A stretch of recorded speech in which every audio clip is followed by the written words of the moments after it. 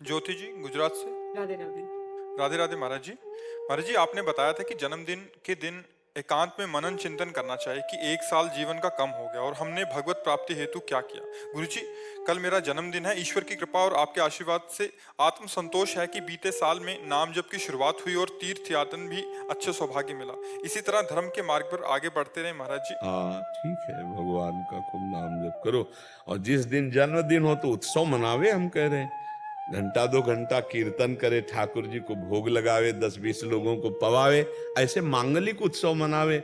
जन्मदिन सफल ये है कि जिस दिन आपका जन्मदिन हो और आपके पास यदि 10-5 हजार रुपये आपके पास है कि हम लगा सकते हैं, तो चले जाओ। ऐसी जगह चले जाओ जहाँ वयोवृद्ध आश्रम है, बूढ़े माता पिता सबके रहते हैं, वहां जाके उनको कपड़े दे दो, उनको अच्छे अच्छे भोजन दे दो। या अस्पताल चले जाओ, ऐसे मरीज की सेवा में कुछ पैसा लगा दो जिसके जीवन के सुख के काम में आ जाए, दवा के काम में आ जाए।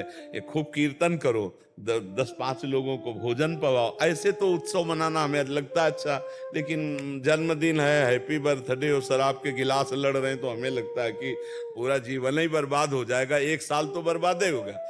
भगवान का नाम जप कर रहे, भगवान नाम कीर्तन हो रहा है, 2-4 संत महात्माओं को भोजन पवा दिया या अपने मित्रों को बुलाकर भोजन पवित्र पवा दिया, तो ये बढ़िया उत्सव ऐसे मनाना भी चाहिए। उत्सव 24 घंटे नाम कीर्तन रख ले, भगवान की कथा वार्ता रख ले, ये तो बढ़िया है। लेकिन हमको ये थोड़ा कम अच्छा लगता है कि पार्टी हो रही, शराब पी रहे, जीवों की हत्या करके मांस खा रहे, बोले आज हैप्पी बर्थडे। हैप्पी क्या, तुम्हारे हैप्पी में दसियों के गले कट गए, वो हैप्पी थोड़ी है। अच्छा, मदिरा पीना ये महत पाप है, हमारे शास्त्रों में इसका बड़ा निषेध किया गया है।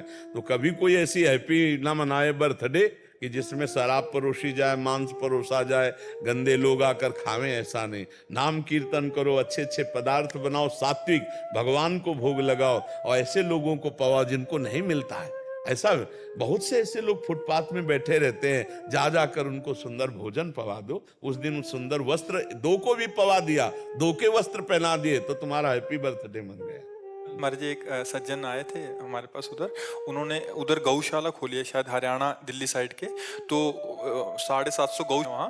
तो उन्होंने एक ऐसा किया था कि 56 भोग रखा है गऊ के लिए, जिनका भी जन्मदिन है उनके आसपास उन्होंने ऐसी पहल किया है कि आपका अगर जन्मदिन है तो यहाँ आके गऊ क्यों बीच में मनाइए। उन्होंने अलग अलग पेड़े बनाए हैं उनके लिए, दाल की वो, फिर और बहुत अच्छा चारा, अलग अलग 56 प्रकार की डलियां हैं। नहीं, बढ़िया है, ऐसा करना चाहिए, करना चाहिए।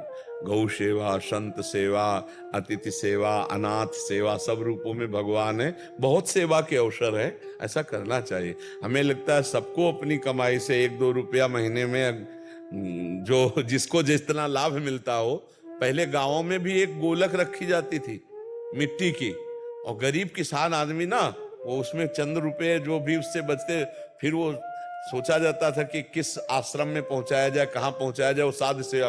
हमें लगता है सबको ऐसा करना चाहिए, 2-4-10 रुपए डाल देना चाहिए, और वो जब एकत्रित हो जाए तो गौ सेवा में है, ऐसे अनाथ भगवान की सेवा में, ऐसे सेवा में लगाने से बड़ा लाभ मिलता है, शांति मिलती।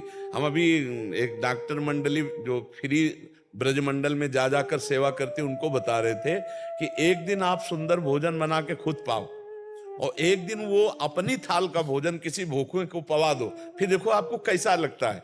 जिस दिन आप दूसरे को पवाओगे, जो शीतलता मिलेगी वो अच्छा अच्छा भोजन पाने पे नहीं मिलेगी, जो दूसरे को पवाने से मिलेगी। तो कभी कभी ऐसा भी करना चाहिए, किसी का पेट भर देना चाहिए। अपनी भूख है ना, उसको हम सह लेंगे, उसको छोड़, दूसरे की भूख को हम, तो ये अब आज ऐसा हो रहा है कि दूसरे की थाली छीन कर हम खाना चाहते हैं, दूसरे के सुख को मिटाना चाहते हैं, इसीलिए दुख ही दुख प्राप्त हो रहा है। बढ़िया है, ऐसे बर्थडे मनाओ।